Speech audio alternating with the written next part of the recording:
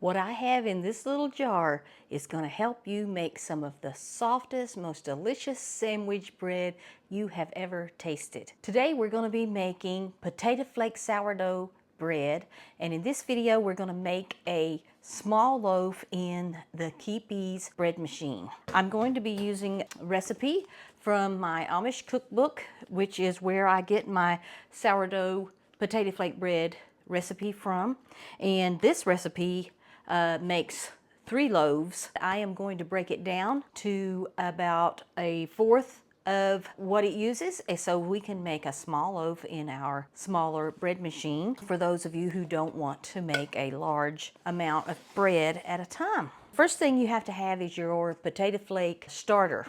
And I have a video that I'll put a link below, I'll put a link right here on how to make this starter if you don't have one, or if you don't have somewhere where you can purchase some to get one started. And you have to have the potato flake starter to make this bread. So check out that other video if you need to make yourself a starter. My starter, I just took it out of the refrigerator earlier this morning. It has come to room temperature. It's nice and warm and it's nice and active. I'm going to split the screen here and show you what it looks like when it's active. I have not fed it yet.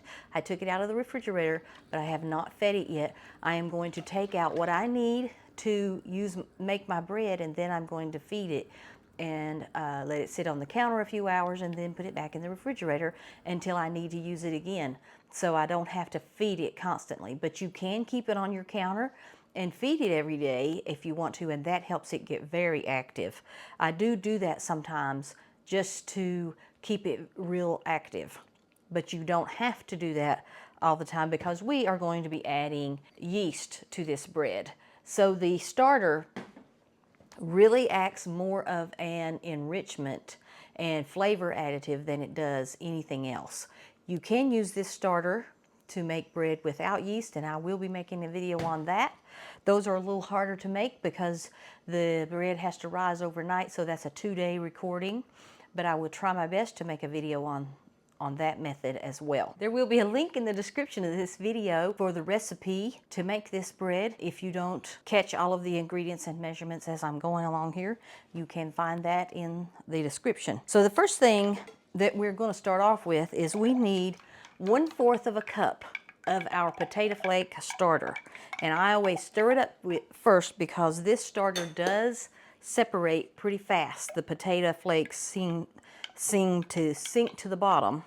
So I always stir it up, and I'm just going to measure out 1/4 of a cup. To make this recipe, we need 3/4 of a cup of liquid altogether, and we're just going to use water for our other liquid. And I have my 1/4 of a cup of starter in this cup, and I'm just going to add enough water to bring this up to 3/4 of a cup. So the first thing we want to do is put our paddle in. We need 2 tablespoons of oil. So I'm going to add 2 tablespoons of oil to my bread pan.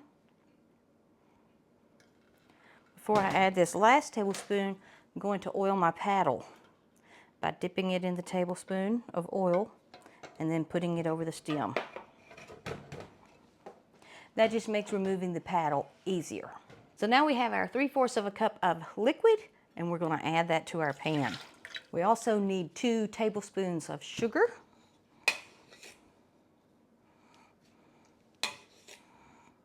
I always just use white sugar in this recipe.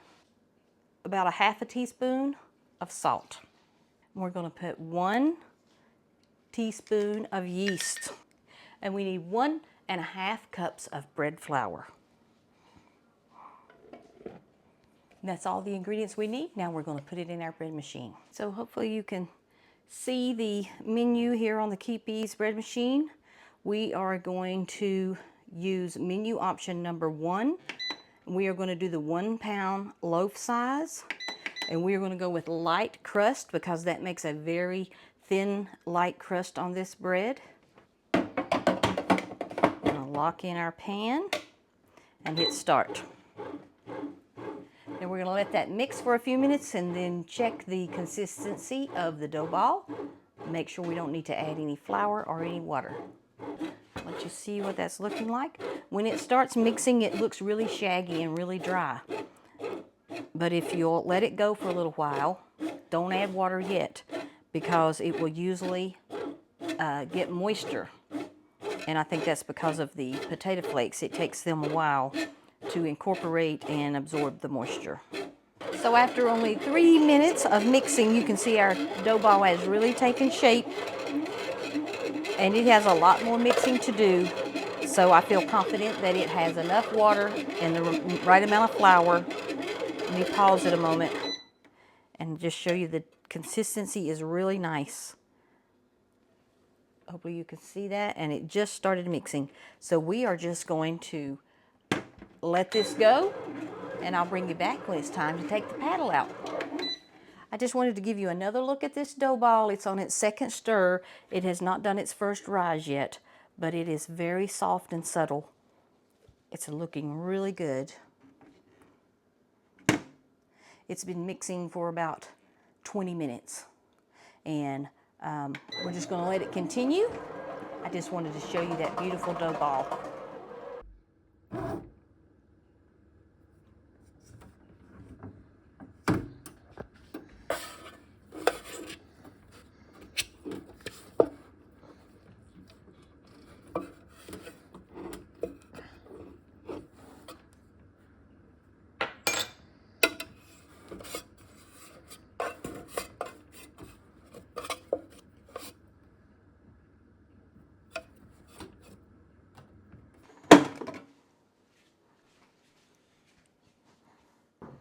So our bread has finished baking in the bread machine, and we are going to take it out of the bread pan if it's ready. So I always give it a shake to see if it's loose in the pan, and this one is not, so I'm going to let it sit here in the pan, in the bread pan, for just a few minutes, and then we're going to take it out. You don't want to leave it in the bread pan for too long because it sweats, and you don't want your bread to get soggy. So we're just going to let it sit here for a couple of minutes, and then we're going to release it from the pan and let it cool on this rack. So that literally only took about a minute, and we are ready to take this out. And see, when you shake it, you can tell it's loose. Go ahead and take it out of the pan.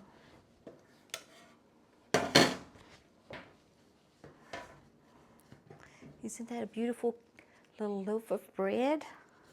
So we're going to let this cool, and then we'll slice into it. I'm going to cover it with a cotton towel. So just look at this beautiful texture of this bread, and it is so soft.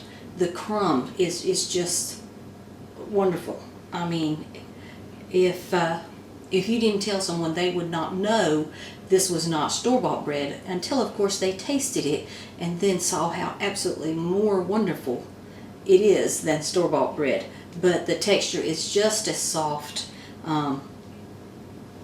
It's delicious. It is the best sandwich bread you will ever make. So I highly recommend getting yourself a potato flake sourdough starter and making some potato flake sourdough sandwich bread. And hope you'll try it. Be sure and leave a comment below. Let me know if you tried it. Did you like it? Any questions that you have, I would love to hear from you. Thanks for joining me today. God bless. Bye-bye.